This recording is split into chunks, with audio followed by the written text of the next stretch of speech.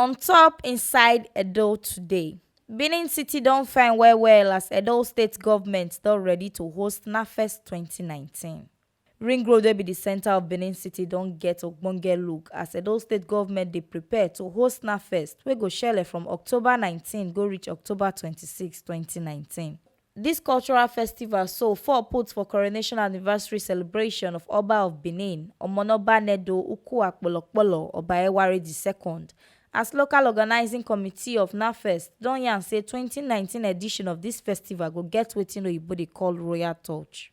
Major streets of Benin City don dey shine onto the branding materials wey dey throway better light on top the festival, and Oba Akenzua Cultural Center sef follow collect for dis shine so. For statement, Special Adviser to Governor Godwin Obaseki on top media and communication strategy, Crusoe Osagie, talk say Edo State Government ready to host this ogbonge event wey im call world-class event, and e go tey for people mind say dis kind thing shele for Edo State. He talk say dem don ready everything for the festival and Ring Road don get new look. Oba Akenzua Cultural Center don dey change face unto renovation wey dey go on for there, and dem don dey take care of the compound make e for show say something wan happen for there.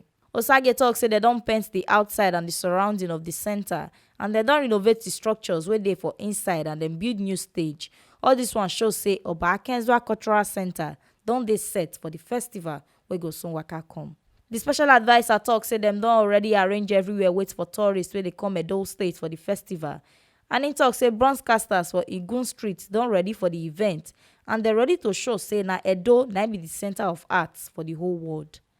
Crusoe Osagie talk say some streets wey dey near Ring Road go dey as festival village, and dis one go make wey motor no go pass am during the festival.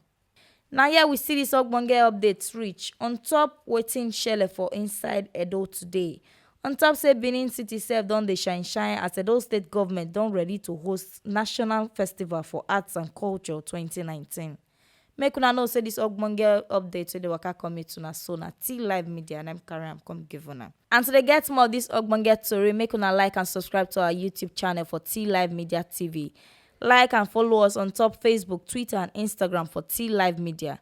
Una fit still log on to our website for www.tlivemedia.com.